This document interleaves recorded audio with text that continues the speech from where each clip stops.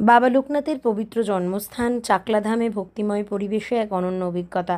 আজ আমরা উপস্থিত হয়েছিলাম পরম পূজ্য বাবা লোকনাথ ব্রহ্মচারীর পবিত্র জন্মস্থান উত্তর চব্বিশ পরগনার ঐতিহ্যবাহী চাকলাধামে। এই পুণ্যভূমিতে পদার্পণ করতেই মন যেন এক অপার্থিব শান্তি, ভক্তি ও আধ্যাত্মিক অনুভূতিতে ভরে উঠল। চারিদিকে ছিল ভক্তিময় আবহ, সুসজ্জিত মন্দির প্রাঙ্গণ, মনোমুগ্ধকর আলোকসজ্জা, প্রদীপের আলো, জ্বলন্ত মোমবাতি এবং ভক্তদের নিবেদিত ভোগের আয়োজন সমগ্র পরিবেশকেই করে তুলেছিল আরও পবিত্র ও অনন্য। বাবা লোকনাথের অপরূপ সজ্জা দেখে মনে হচ্ছিল তিনি যেন আজ সশরীরে বিরাজমান, তার থেকে অগণিত ভক্তদের আশীর্বাদ করে চলেছেন। ভক্তদের অটুট বিশ্বাস, বাবা লোকনাথের নাম স্মরণ করলেই দূর হয় জীবনের সকল দুঃখ কষ্ট এবং পূর্ণতা পায় মনের আশা আকাঙ্ক্ষা। সেই বিশ্বাস ও শ্রদ্ধার বন্ধনে আজ অসংখ্য ভক্তের সমাগমে মুখরিত হয়ে উঠেছিল চাকলাধাম। এই পবিত্র অনুষ্ঠানে উপস্থিত ছিলেন রাজনৈতিক মহলের বিশিষ্ট ব্যক্তিবর্গ, সমাজসেবী, সাংস্কৃতিক জগতের প্রতিনিধি এবং নানা ক্ষেত্রের গণ্যমান্য মানুষজন। তাদের উপস্থিতি অনুষ্ঠানটির মর্যাদা আরও বৃদ্ধি করেছে। সত্যি চাকলাধামের এই আধ্যাত্মিক পরিবেশ ও ভক্তিময় মুহূর্ত প্রত্যেকের হৃদয়ে এক গভীর প্রশান্তির ছাপ রেখে যায়। Bureau report. নমো বিষ্ণু নমো বিষ্ণু নমো গোবিন্দায় নমস্তুভ্যাং ত্যাগীশ্বরায় বৈ নমো উমানন্দ স্বরূপায় লোকনাথায় নমস্তুতে। গুরু ব্রহ্মা গুরু বিষ্ণু গুরুদেব মহেশ্বর গুরুরেব পরম ব্রহ্ম তস্मै শ্রী গুরবে নমঃ। জয় বাবা লোকনাথ, জয় মা লোকনাথ, জয় শিব লোকনাথ, জয় গুরু লোকনাথ, জয় ব্রহ্ম লোকনাথ। কৃপাহি এ বলো হরি ওম তৎসৎ। আশীর্বাদ দিন।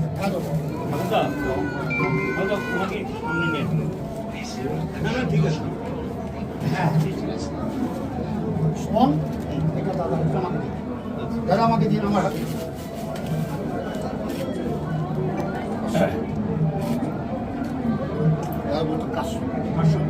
কাশ্যপ গোত্র শ্রী দেবদাস মণ্ডল দাস অভীষ্ট সিদ্ধ পুরাণে ভগবতে লোকনাথ বাবার শ্রীচরণে মাল্য পূজা করণাবং করিষ্যামি। এতস্मै শর্করাদি মিষ্টদ্রব্যং মহাযোগী লোকনাথায় নমঃ। জয় বাবা লোকনাথ। বিষ্ণুরম তৎসৎ ওং বিষ্ণুরে নমঃ।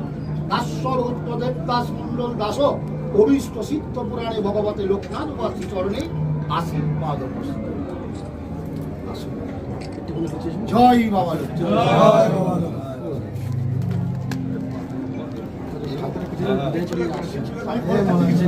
দেরি করে আসলে হয়, আগে আসতে সামনে আসেন, সামনে আসেন, না না সামনে আসেন না, আমি দিচ্ছি। আমার কাছে এই অনুমতি কি এর ব্যক্ত করা যায়, এটা বলা যায় ঠিক আছে, ঈশ্বরের কাছে মানুষ আসবে।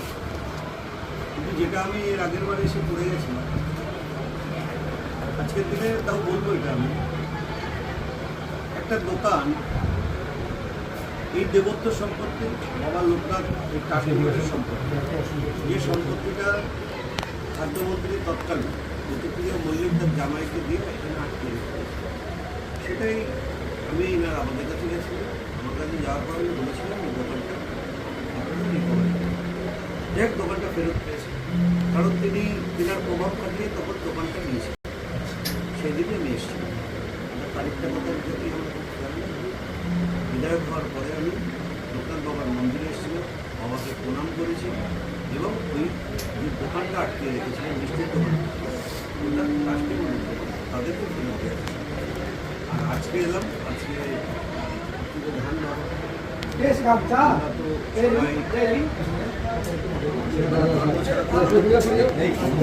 আমরা সনাতন ধর্মের মানুষ, হিন্দু ধর্মের মানুষ,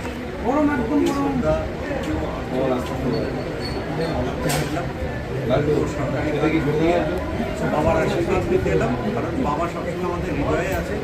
প্রত্যেকটা হিন্দু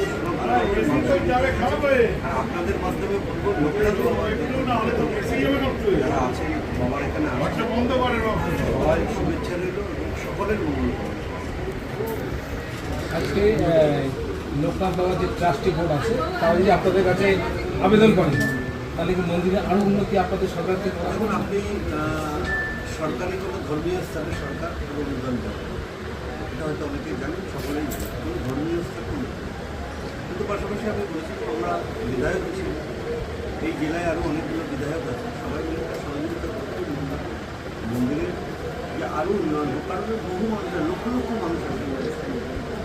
আর রাস্তা দিয়ে যশোর দিকে যখন আমরা যাতায়াত করি আমরা দেখি মানে পা ফেলার জায়গা থাকে।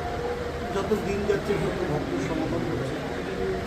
আর এই যাদের যে ট্রাস্টি বোর্ড আছে, ট্রাস্টি বোর্ডটা নিশ্চয়ই সকলেই হবে, আগামী দিনে উন্নয়ন হবে। কারণ ধর্মীয় স্থান অনুদান ছাড়া তো হয় না, কারণ একার মধ্যে সম্ভব হয়। অনুদান উনি পাবেন, আমারও সহযোগিতা থাকবে এবং সমস্ত ভক্তদের কাছে আবেদন করবেন যার যতদূর সামর্থ্য আছে আপনারাও অনুদান দিন, এখানে আরও বিশাল বড় কিছু হোক। ভক্তরা আসুক, থাকার ব্যবস্থা কতদূর আছে আমি জানি না, থাকার ব্যবস্থা করবো। কারণ চাকলা ধাম এখন মানে এই ভারতবর্ষ শুধু না, বিশ্বের বহু মানুষ চাকলা ধামের নাম।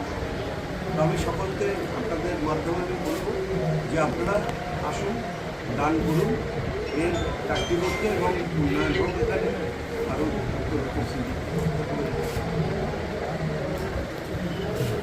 দেখুন তো প্ল্যান করে আসা হয় না, বাবা ডাকলে তবেই আসা সম্ভব। আমন্ত্রণ পেলাম, আপনাদের থেকে সুবর্ণ সুযোগ কাজটা গেছে। আমি চাকলা ধামে এর আগেও এসেছি, দুবার এসেছি, এটা আমার তৃতীয়বার আসা। কিন্তু এই বিশেষ দিনে প্রথমবার আসা। তার জন্য আজকে এই উৎসবের এটা যেখানে প্রচুর মানুষ জমায়েত হবে, শ্রদ্ধার্ঘ নিবেদন করতে, ধর্ম পালন করতে, কাজেই বাবার আশীর্বাদই সম্ভব। আর আলাদা করে কি বলতে পারি, বাবা চেয়েছেন বলেই এসেছে। আগেও এসছেন, এখনও আসলেন, পার্থক্যটা কিছু বুঝে পার্থক্যটা হচ্ছে ওই একটাই পার্থক্য, আগে একটু সংকোচিত ছিলেন অনেক আমাদের সঙ্গে কথাবার্তা বলতে, এখন কারোর মধ্যে সেই বন্ধ করেন না। সংকোচটা আর নেই। সবাই আহ্লাদিত আছেন, আনন্দিত আছেন।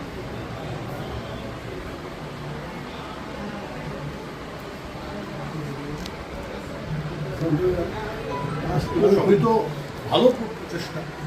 যদি এ ধরনের কোনো প্রচেষ্টাতে আমরা কোনোভাবে বা আপনিও আমরা সবাই মিলে যদি একটু সাহায্য করতে পারি, সেটা তো বড় কাজ।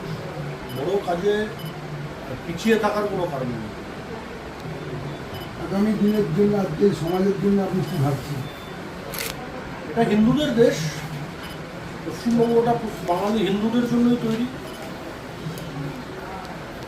আমাদের সমাজে অনেক মহাপুরুষ জন্মগ্রহণ করেছেন, তাদের মধ্যে ঠাকুর রামকৃষ্ণ যেমন, লোকনাথ বাবা যেমন, এরকম আরও অনেকে আছেন।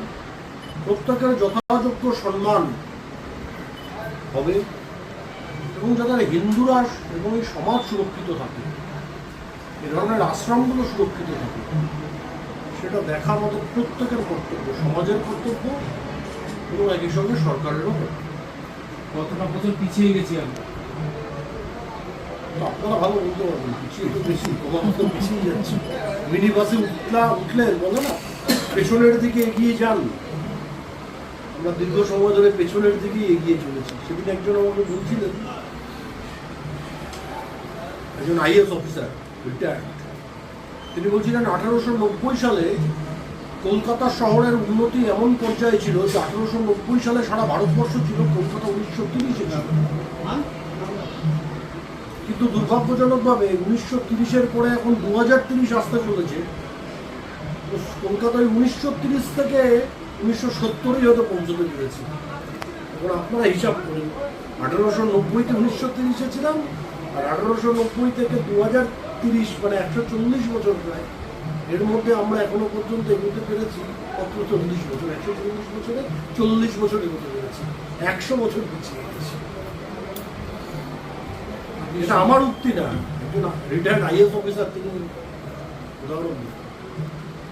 আপনি সোজা সাপটা কথা বলেন বলে দলের মধ্যে এবং বাইরে চিরকালই একটা বিতর্কিত জায়গায় থাকে। এটা তো আপনি সোজা সাপটা কথা বলেন। একজন নাটক করেই চলেছে কি বলবেন? আমরা দুর্ভাগ্য, এখন সে দুর্ভাগ্য থেকে আমরা বাবার আশীর্বাদে মুক্তি লাভ করি। কি বার্তা দেবেন? আমি তো একটাই বার্তা, যে পশ্চিমবঙ্গ হিন্দু সমাজকে সুরক্ষিত রাখতে হবে। এই যে চাকলা মহাধাম, এই চাকলা মহাধামকে সুরক্ষিত রাখা, সুন্দর রাখা। এবং আমি ট্রাস্টি বোর্ডের সবাই আছেন, সবাইকে বলবো ভালো করে মানুষকে জানান যে এত বড় একটা তীর্থক্ষেত্র এখানে আছে। আমরা যাই অন্য রাজ্যে ঘুরতে, মহারাষ্ট্রে যাই, সেখানে শিবলিঙ্গ দেখতে যাই, ওখানকার অনেক মহাপুরুষের জন্মভূমিতে যাই, তার সাধনা ক্ষেত্রে যাই। চাকলা ধামেও তো অন্য রাজ্যের বহু মানুষ আসতে পারে। তার জন্য একে শুধু তীর্থস্থান নয়, পর্যটন স্থান হিসেবেও উপস্থাপিত করা, মানুষের কাছে পৌঁছে দেওয়া, বিশ্ব মানুষের কাছে পৌঁছে দেওয়া, সারা দেশে পৌঁছে দেওয়া, এটা সরকারের কাজ, সমাজের কাজ, লোকনাথ ভক্তদের কাজ এবং এই মন্দির ট্রাস্ট করার কাজ। আপনাদের সরকারের পক্ষ থেকে কিন্তু উদ্যোগ গ্রহণ করা হবে? ওনারা প্রপোজাল দিন, নিশ্চয়ই করবেন। এই সরকার তো কাজ করার জন্যই এসছেন, চুরি চেঁচামি করার জন্য তো আসেননি। 136তম ত্রিধাম দিবসে আমাকে আপনারা আমন্ত্রণ জানিয়েছেন। আমি আপনাদেরকে সকলে, আমার ছোট বড় সবাইকে আমার অভিনন্দন এবং নমস্কার। দেখুন, এই ধরনের অনুষ্ঠান আরও বড় করে পশ্চিমবঙ্গের সমস্ত জায়গায় হওয়ার প্রয়োজন। ভারতবর্ষের ভৌগোলিক অবস্থানের জন্য, সাথে সাথে পশ্চিমবঙ্গের ভৌগোলিক অবস্থান। আমরা হিন্দু সনাতনী যারা আছি, আমরা যত এই ধার্মিক অনুষ্ঠানে আমরা ইনভলভ হতে পারব, আগামী প্রজন্ম তত সুরক্ষিত হবে। এটা আপনাদের মাধ্যমেই আমার একটা সত্য। আজকে নতুন সরকার তৈরি হয়েছে, এটা নিয়ে আপনাদের বর্তমান সমাজের যে পরিস্থিতি চলছে সেটা নিয়ে আপনি কোন ছবি?